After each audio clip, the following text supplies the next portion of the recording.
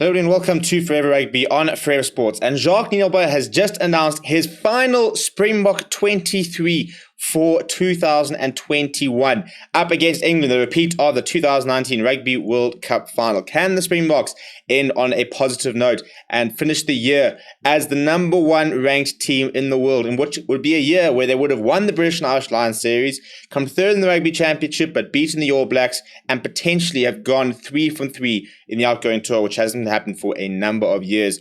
So quite a few sort of landmark victories so far for the Springboks. So it really does come down to one big game. And I think if they do get a victory this weekend, it would be a phenomenally successful year for a team which has not played international rugby for 18 months until this the first test against Georgia earlier this year. So it's been a very strange year. It was always going to be a bit of a strange year, and I personally think it's been quite a good year. But they have been concerned about the building of depth, which I think will come, and I think that'll be a big thing next year.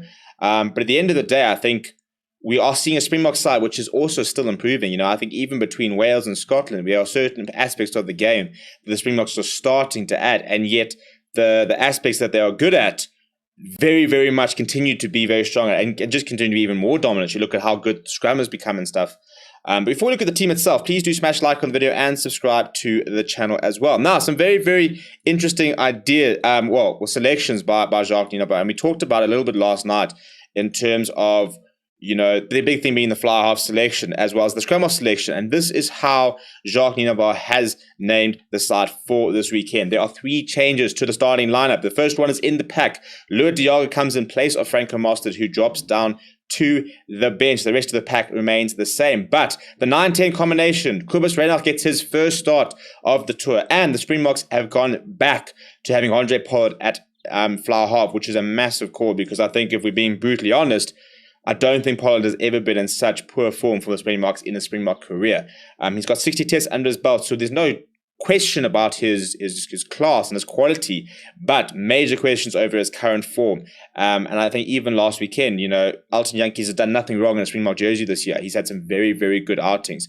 So I reckon it must have been quite a big debate, as opposed to, do you go with the player who's playing well and probably feeling quite confident, is doing nothing wrong, or do you go with your number one choice that you always have backed in the past, who's won you the World Cup, but is currently not playing at his best rugby? So they have backed Pollard, and I think this weekend we need Pollard to give us something. He has been backed pretty unconditionally throughout the year. The only times he hasn't started is in the SAA game versus Bulls, in the SAA game versus British and Irish Lions, when Morné Steyn started, against Argentina for one test, and against Scotland last weekend. So he has received a very large backing from the Springbok coach, and he hasn't quite managed to repay that backing just yet. So we're going to need a massive game from Andre Pollard. Elsewhere, the front row, Oxenchair, Bongi Benambi, Trevor Nyakane, I think our 2 front rows are pretty phenomenal, and they're pretty much just blowing any pack that's in front of them away. And what's just so fantastic is that there isn't a single drop in quality, regardless of who's on the pitch from those 6. So, I think definitely South Africa have got undoubtedly the best front row in the world. I think that's pretty easy to agree on. And I can extend that to just having the best scrum in terms of being able to replace that front row, and there's no drop off in quality whatsoever. And the lock combination of Eben Etzebeth, Lood de Jager, I think Eben Etzebeth could have been a worthy World Rugby Player of the Year nominee. He's played so well. I think probably has been his best season in a Springbok shirt.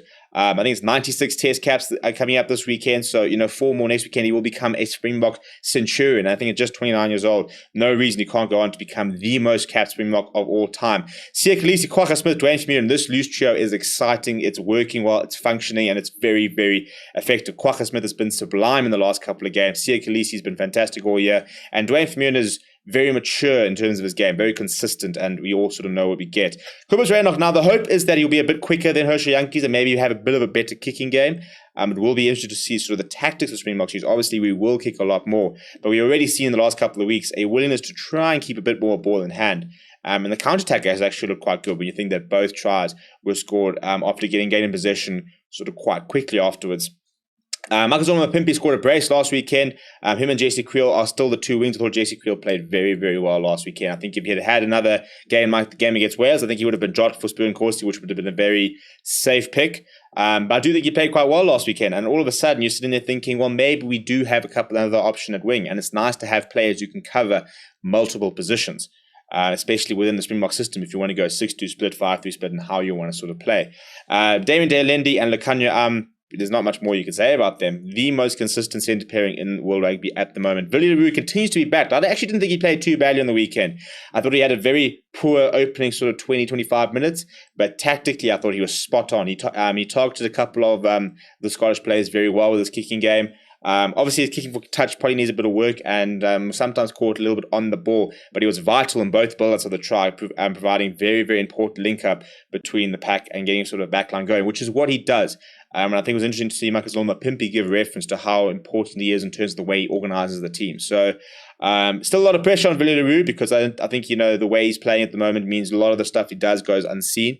But he needs to cut up the errors. He has to cut up the errors. He can't be dropping the ball. He can't be getting caught on the ball. He needs to try and cut up those errors and get back to the Villiers that we know and love. Then off the bench, Malcolm Marx, Stephen Kitsoff, Vincent Clark, we've said enough for them. They're just so brilliant. Franco Moss had a very, very good year. He's becoming undroppable. He is a stalwart in this side, and I think those three locks are just so good to have because you can interchange them however you want and you don't really get much of a difference. With Archis Name and Evan managed to overcome his injuries, he's a massive player to be able to add, but these three locks are really very much at the top of the game. Jasper Wiese has quite a quiet outgoing tour, hasn't had too many minutes, but he'll be looking to try and make an impact against a lot of players he plays against in the Premiership. Then Herschel Yankees, Alton Yankees, and Frans Steyn will be the finishers in the back line. Herschel Yankees, Alton Yankees. It's a nice combination. I think we'd like to see them run a little bit more with ball in hand. And then Frans Steyn, we know, is so useful to be able to bring on that boot towards the latter stages of the game.